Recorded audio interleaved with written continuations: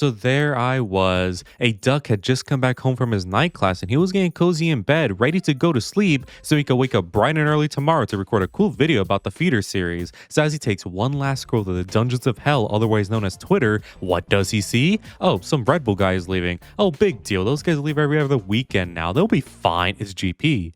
GP is leaving, and a couple of minutes later, it's being rumored he's leaving for real to McLaren of all teams. You know, the team he and his remarried wife 3 times over, Max Verstappen, keep bullying. This is so monumental enough to where I write a script at like 11 in the night to about 1 a.m. all about this. And as I wake up for the next day, it is officially confirmed now. GP will leave the Red Bull team at the end of not 2026, but 2027, which I think tells a whole other story, but we will get to that later. I hope you guys know how massive the story is of GP leaving, because as we know, that's Max's bestie that he argues with all the damn time. Few people in the sport can say they have leashed Max Verstappen. Jos Verstappen is one of them, but I don't really like that context. Helmut Marko, Lewis Hamilton, and GP. He could look at Max crashing the hell out and tell Max he is the problem, and he listens. His influence over Max and the team was vital in their dominance, and now that he is leaving, what's next for the team and Max? Because it's no secret in the past couple of years,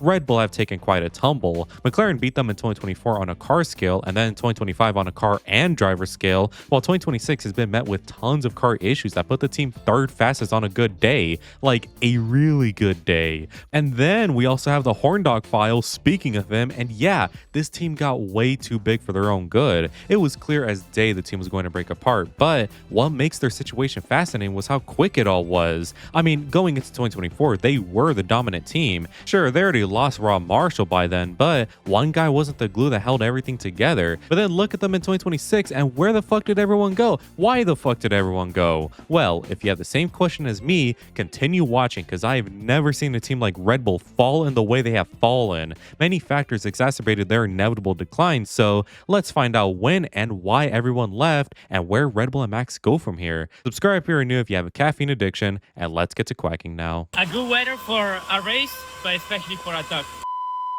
So the main story, GP, short for too long of a name for me to read out. GP leaving Red Bull and Max is comparable to like Tim Drake Robin leaving Batman. I mean, everything should have been fine between them, even through the hardships. My mind immediately jumps to Lewis and Bono since yeah, Lewis left Merc in 2025, but he was kind of being shoved out of the team anyways, which is something he understood and ultimately left on his own terms in the end. But even through the hardships post 2021 to 2024, Lewis and Bono were still there helping each other and basically being the only thing remaining from Merck's dominance period plus Toto. GP and Max should have been the same. Hell, it is the same since they have been together since Max's first race in 2016, and of course Max didn't start winning big until 2021. So the fact that GP has left, how bad is everything at Red Bull? Well, in my opinion, this all goes back to Red Bull's power problem, or as I like to call it, Red Bull's PP. This PP first erected long before 2021 since Christian Horner, former Red Bull CEO, always wanted to be more involved with Red Bull as a whole. He likely looked at Toto Wolff and saw how he's a genuine influence on Mercedes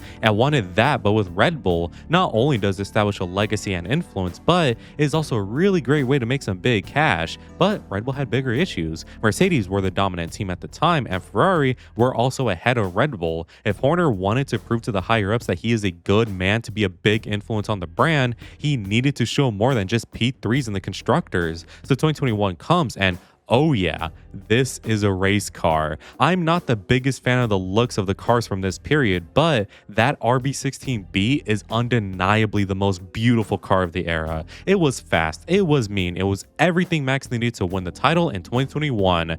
Let's just not mention the Michael Massey shaped problem. And from 2022 onwards, Max would win like never before. Of course, 2023 was the single best year from a driver and team with Red Bull winning everything, and this prompted Horner to be like, now what, bitches? But here's the thing, Mercedes is one company, Red Bull is another company. Shocker, I know. The same things that led Toto to being big in Mercedes doesn't mean the same will replicate with Red Bull and Horner. That did not stop him though, since he wanted more control of the team, and with the help of a bunch of Thai investors, he started to really beg and heat things up for power. In turn, Helmut Marko and the Austrian side of things, wanting to keep Red Bull in their founder's vision, pushed hard against Horner and wanted to keep stability. Basically, it was low risk stagnation stagnation versus high risk further improvement. So while Max is winning all 2022 and 2023 and smiling like an innocent child, Red Bull were in a bloody civil war. But the resolution wouldn't be what you think it is. Already before 2024, the team was already super unstable with everyone having their own beliefs, and this isn't what you would call an ideal workplace. So in 2023, some seeing the future of collapse decided to bail, like most notably Rob Marshall, who was a key figure in the car's design and all its OP bits. He would leave for McLaren, which, wink wink, McLaren became very good shortly after, but Red Bull still stood strong. He was just one pebble in the pillar, it'll be fine. So come 2024, the bubble of Red Bull's PP would finally pop, and what was the needle? The Horn Dog. Christian Horner, like all greedy bosses in the world, decided to start sexually harassing his female employees, and with one such employee, she came forward and leaked a bunch of info to the press and eventually the public. Horner was harassing her and being such a weirdo, including sending a pic that we could only assume was a penis, and just like that, Horner's rep would go down the gutter. Red Bull was fully imploding now. It was inevitable this team would break into chaos, so many would leave now. Notable names include Jonathan Wheatley, Will Courtney, and of course, Adrian Newey. This instability would lead to Horner doing one final push for power, but ultimately failing since he would be fired in 2025 for Laura Mekies, who would try to steer the ship back on course. The Austrians celebrate as they finally won a war for the first time in their history, with the Horn Dog being defeated. But the team was still shit. All of that infighting had effects since the team was still being beaten by McLaren handily now at that, and even after a comeback in 2025 for the title, they still lost out, with the only thing Red Bull winning being the people's vote with Max. So come 2026, and with resources drained from the comeback in 2025, Red Bull are not doing too hot currently. Meki still has a long way to go should Red Bull properly be stable again, and this leaves people within the team with two options: leave for better things or wait however many years for the team to be good again. GP, however, has a third option: leave because you want to. After the whole collapse of Red Bull, GP became stretched thin. He is currently the head of racing at Red Bull, along with being Max's engineer, which is a pretty big role, a stressful role at that. So add on some personal issues at the end of last year, along with rumors of an Aston move, it is clear he needs a change of environment, one where he is not so stretched thin and can just focus on one role. He didn't take up Aston, probably because they wanted him to be TP, plus it's Aston.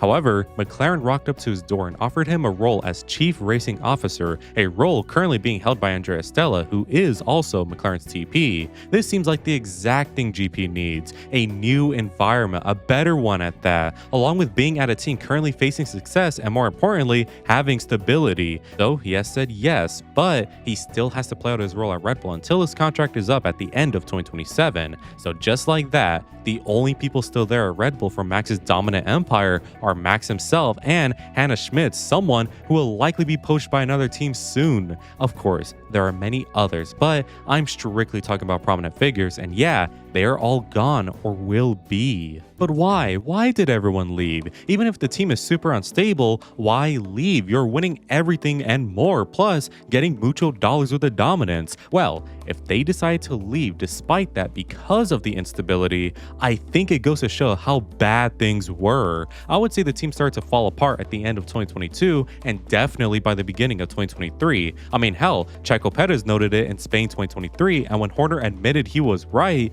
he said the reason they didn't listen was because Max was just winning everything. The first piece to fall in this Red Bull empire would be Rob Marshall, who in May 2023 left Red Bull Racing after being there since their start to join McLaren for 2024, who would be given the role of chief designer as opposed to his old role at Red Bull, which was chief engineering officer. Then came the Horn Dog files, and one by one, everyone started leaving. In May 2024, Adrian Newey announced his departure from the team as lead designer, and a couple of months later, it was announced he would be Aston's new lead designer and currently team principal. In July 2024, Jonathan Wheatley announced his departure from the team as sporting director so he could lead the new Audi team in 2026 and Sauber for 2025. However, he has recently left Audi for likely Aston as their new TP since Newey isn't exactly good at team politics, but I digress. In September, Will Courtney announced his departure from the team as head of strategy so he could be McLaren's new sporting director. And then finally, after seeing everyone leave, Horner himself himself was sacked by Red Bull in July 2025 for causing all of these issues in the first place, and one can only hope he stays away forever. Don't do it, Alpine. And then in a total shock, at the end of 2025, Helmut Marko announced his retirement since with everyone gone, now he could finally rest and watch the sunrise on a grateful sport. And then in the beginning of 2026, Ole Schack, who was Max's front-end mechanic and been with the team since 2005, also announced he was leaving the team, all leading to GP now leaving for McLaren. Damn, that was a lot of people. So why did they leave? Well, like Mr. Schack put it, the atmosphere at Red Bull during the Civil War was so tense and unstable, I don't blame anyone for leaving. And then the atmosphere once the bubble popped became so chaotic and unsustainable that again, I don't blame anyone for leaving. And then post Horner and Marko, now the atmosphere is so bleak as the fallout of the war will take time to clean up. Also, there is of course the fact that every dominant team gets poached eventually, but not in this fashion. It took Ferrari many years for their dream team to be poached, same with Mercedes. Red Bull's process literally happened in like a year and a half. That is not natural. And I also suspect it won't be long until Hannah Schmitz is poached next, and literally everyone that Max won with in 2023 will be gone by the end of 2026. So I guess the next thing we must ask ourselves is, where does this leave Max? Does he hang around to build a new dynasty with people, or does he leave as well for somewhere else? What are you, stupid? Of course he's leaving. I simply refuse to believe Max will hang around after this season, and if not, certainly by the end of 2027, because yes, he is being paid $70 million to drive a car, and even if he hates it, he won't be paid that much anywhere else. He knows that, but Max is simply not the guy to do that. Max is so petty and certain in himself that he is absolutely the type of guy to give up $70 million per year if it means he could be happy again. The guy has money set for generations, and with his entire team of guys gone, why would he stick around? I mean, GP himself literally said he would leave Red Bull if Max leaves Red Bull. One is confirmed. When will the other be? Plus, let's not forget, Max hates these cars. He is a motorsport purist, and seeing all the new batteries and new showman events, I bet he is looking for the right excuse to leave, and with GP going, I believe he has found it. So I guess there's one final question, lads. What's next for Red Bull? With everyone who made them good gone, plus potentially Max and maybe Hannah going too, what is next? Well, despite the good old days being gone, I don't believe things are as bleak as they are. Firstly, Laura Mekies is at the helm right now, and what he needs is a reset so everything can be back to normal. Of course, being reset means basically being at level 1 again, but it's a base to build from instead of trying to rebuild an already crumbling base. What he is probably going to do is what all poach teams do: wait and slowly rebuild. Mercedes have recently done this, since now they are in a position where they could fight again after spending several years on the sideline. Red Bull will likely do the same. Come 2030 or maybe even before then, Red Bull will be strong and juiced up again, this time led by drivers like Hadjar. They still have a future ahead of them. What has simply happened was the inevitable, just in a very extreme way. Civil War or not, the team would have always been poached. It's just that the war sped things up a little bit. So if there's one final word of advice I should give you, the viewer, it's that invest your stocks into Red Bull while they're low, since something tells me the return on investment in about 2 to 5 years will be pretty high. Anyways, those are my thoughts on the Red Bull situation. I have a headache. This team always delivers on drama, man, I'll tell you. But seeing GP leave Red Bull, it does for real make me sad a bit. He was so synonymous with Max, and with him going, I bet Max will too. Reportedly, McLaren are eyeing him to be a team principal in the future, which I think is totally dumb. Andrea Stella is so good right now, McLaren will be idiots if they're to drive him out soon. What's that? Stella could be linked to Ferrari? I think GP being McLaren TP in the future is really smart, and McLaren should do that as fast as they can. Anyways, I want to give a quick shout out to all my Brazil flock for the continued support, and make sure to join out if you want cool benefits as well as just helping me out. Anyways, if you enjoyed today's video, make sure to like and subscribe since it really helps me out, and make sure to let me know in the comments what you think of this. And as always, have an amazing day. Good weather for the duck.